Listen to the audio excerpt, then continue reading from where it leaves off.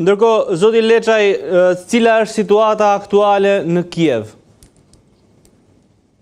Situata aktuale në Kiev është bukur dramatike, edhe në pritja saj s'ka ndodhur netëve dhe orëve, ditëve dhe netëve në vazhdim. Fatkesisht, unë kam frikë, dhe kam shumë frikë se mund të realizohen këto që premtoi Putini. Dhe në rast një sulmi të tillë, sigurisht që do të jemi dëshmitar një zhvillimeve shumë më dramatike se deri tani në Ukrainë. Në rast se ndodhë një sulmi të tillë, numri i madh i viktimave civile është i paevitur. Po nuk është rasti i parë që të ndodhin viktima civile në Ukrainë, sepse Putini shumë herë ka pasur Putini dhe varësit e tij shumë herë qëllim dhe ca kryesor kanë pasur civilët. Ato që kanë ndodhur në Mariupol, në teatrin e Mariupolit, ku gjatë luftimeve në Mariupol strehuan qindra fëmijë në teatrin e Mariupolit, dhe ishte shkuar para teatrit të Mariupolit, që aty kishte fëmijë që mund të shihen nga avioni. Avionët rusë e bombarduan këndërtesë dhe sipas atyre që flitet në Ukrainë janë të vrarë 600 persona. Sulmi Kramator të stacionit të Trinit edhe shumë tjera sulmi mbi civilët në Ukrainë kishin numër të madh të viktimave civile, dhe në rast se ndodh një sulm i tillë siç përkon Putini, do të pësoj një numër të madh të viktimave civile. Zoti Leçaj, në këtë histori ka hyrë edhe shteti shqiptar. Ditën e sotme ju ne folëm më herët bashkërisht, keni parë edhe reagimin e diplomatit, ministrit jashtëm të Shqipërisë, i cili ka vendosur të mos e zhvendos ambasadën shqiptare nga Ukraina. Ju vetë çfarë mesazhi keni marrë? Mendoj që ishte veprimi Shqipëria do të jetë bashkë me evropianët në çfarë do veprime, në çfarë do situatë në Ukrainë. I kam pa edhe paraqitjet e ambasadorit Shqipërisë në Kiev. E kam pa edhe situatën e cila kishte agravu bukur shumë, dhe në kundërtesë ambasadës tonë në Kiev. Kjo nuk ishte sulmi i parë në misionet diplomatike të Shqipërisë në Ukrainë. Para disa muaj kemi parë sulmin në konsulatën tonë Harkovit, që ishte ekspatruar bukur shumë.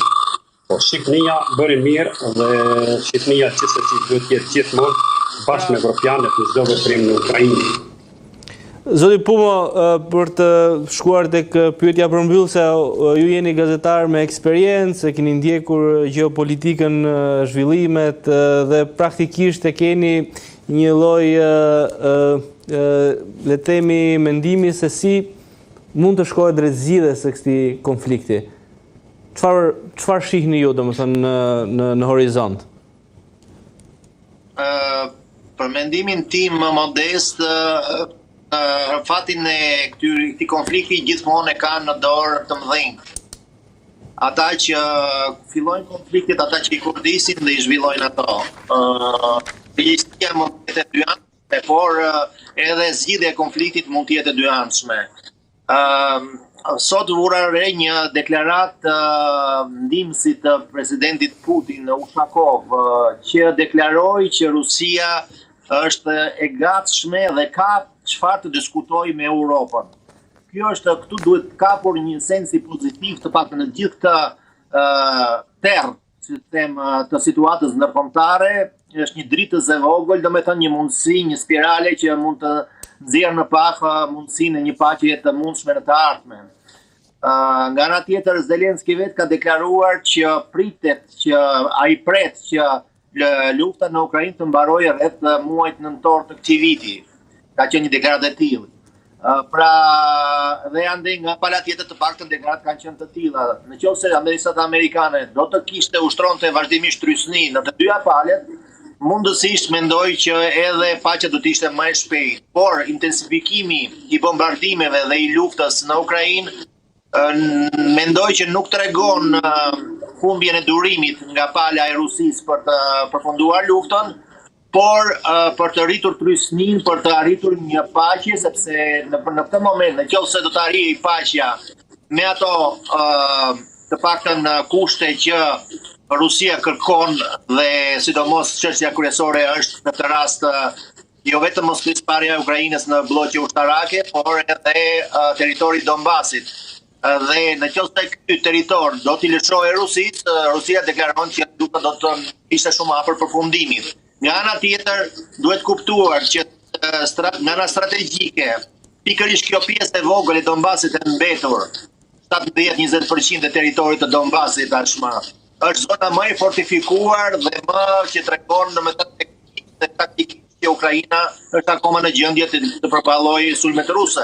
Dhe po të binte kjo pjesë e territorit të Ukrainës, de facto përpara Rusisë hape një fushë hapur pa fortifikime të konsiderueshme të mëdha, që sigurisht që ka dhe fortifikime tjera, por këto ishin kryesore në zonën e Kramatorskut dhe të Slavianskut. Prandaj situata nuk është vetëm thjesht gjeopolitike, por dhe strategjike me rëndësi të madhe për fatet e luftës.